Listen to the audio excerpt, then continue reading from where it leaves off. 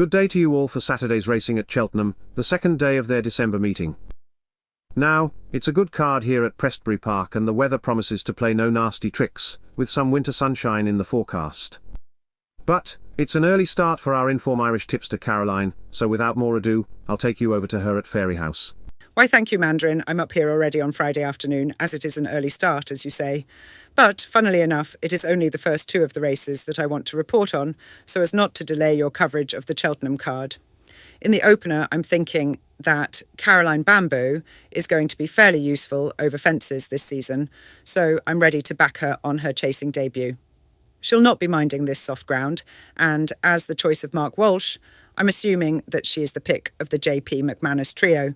Maybe Willie Mullins holds the strongest hand with St Tartar, but she was a bit untidy on her first start over fences the last day, making a mess of the first and then unseating at the second. She's entitled to come on for that run though, but Gordon Elliott's Jacob's Ladder may be a bigger danger after having two chase starts, though I'm sure he'll be needing further in time. Cheek pieces are added to Jacob's Ladder too, which rings a warning bell to me, so I'll be chancing my luck with Caroline Bamboo on her first try over fences.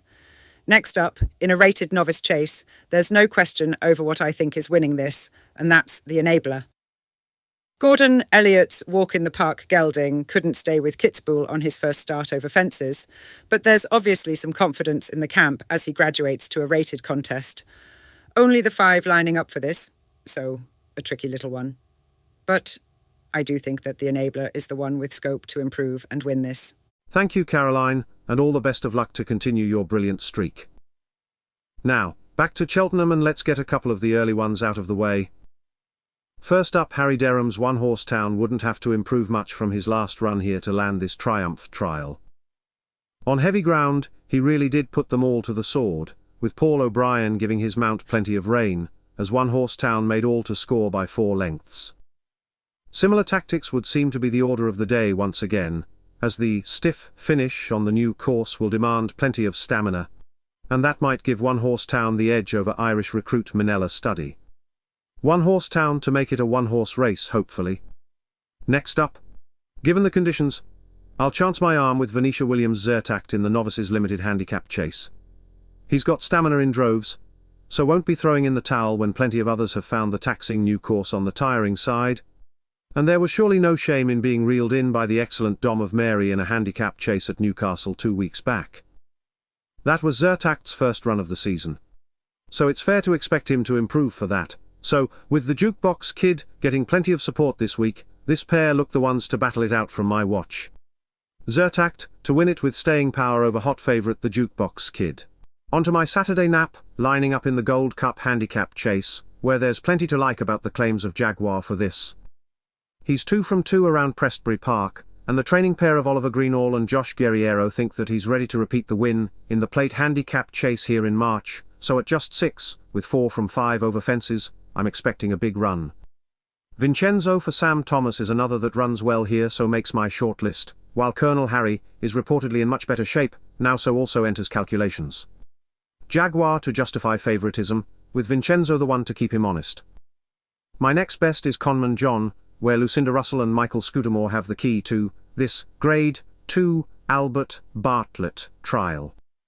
He won a novice hurdle here at the October meeting, seeming to appreciate the step up in trip, and I'll be hoping for a repeat performance stepped up to a graded race. I have to say, this doesn't look to me the strongest contest for the grade, but Dan Skelton's Carlin Rig would look the danger. But it's Conman John for me. Earlier on, the one we dream of can take the mare's handicap chase. The move from Gavin Cromwell to Dan Skelton's Lodge Hill stables has certainly had a positive effect on the one we dream of. Second on her debut for the new yard, she went one better at Exeter up to 3 miles, and it wouldn't be a total surprise if Harry Skelton employed the same tactics as he did on Fortune de Mare here on Friday, switching his charge off at the rear of the field, and waking her up rounding the turn for home, before the Cheltenham new course's stiff finish sorts out the winners from the also-rans. Jamie Snowden's She Is For Me Boys is on the 4-timer, so commands respect, but I'll stick with the one we dream of. Later on, in the Bet MGM handicap chase, Joe Tizard's JPR1 has to shoulder top weight, but he's a class act on his day and can take this. There's a clear day in the forecast, so I'm judging that the ground won't be quite the limiting factor it can be, as JPR1 doesn't want too much cut, especially with 12 stone to lump round here. But it looks a wide open race where Chris Gordon's David's Well, Jane Williams' Excelero and Dan Skelton's Country Mile all make some appeal. Class 2 prevail, and JPR1 to win.